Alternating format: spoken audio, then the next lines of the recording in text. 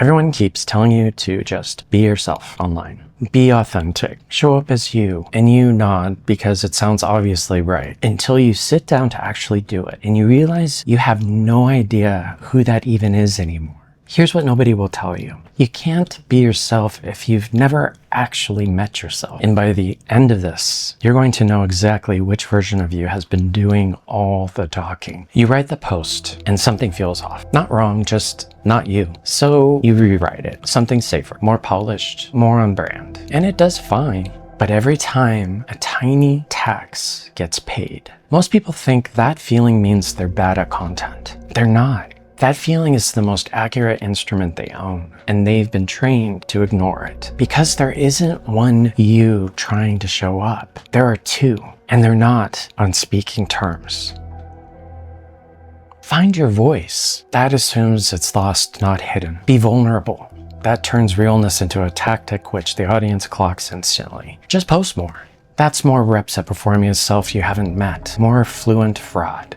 Authenticity is my personal brand. All of this is coaching the performer to perform better. Nobody's asking who's watching the performance. Here's what I've come to understand. When you show up online, there are two of you in the room. One is performing, choosing the words, managing the angle, deciding what's safe to say. And one is watching the performance, a second silent self, standing behind you, monitoring how it's landing. You've been so fused with the watcher for so long, you don't even feel it running, but it never stops. That's the exhaustion.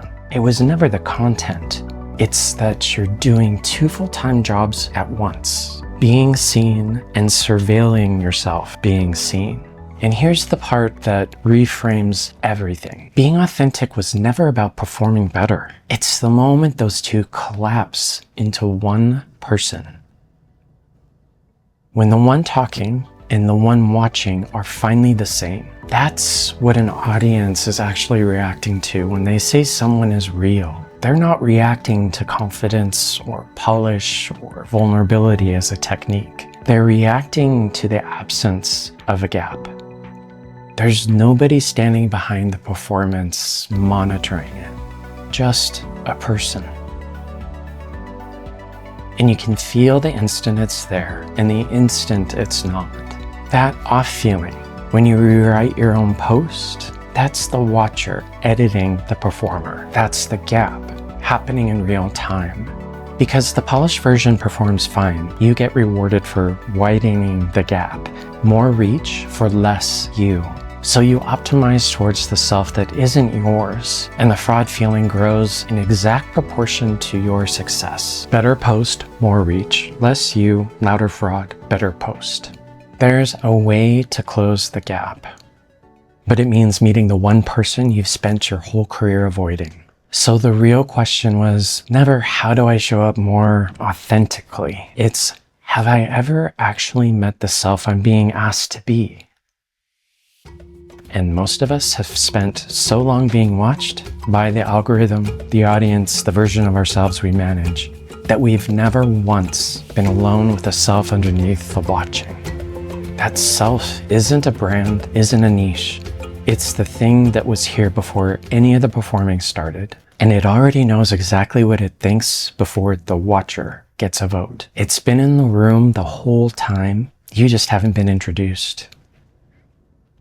You don't need a retreat to test this.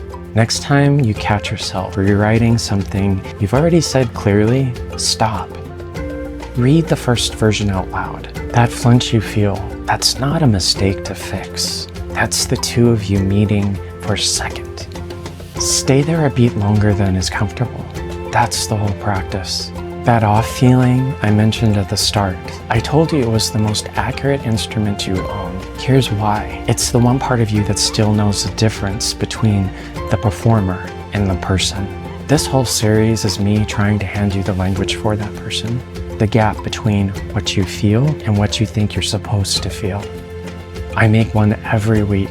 If you want to keep learning to tell your own voice from the borrowed one, come find an extra.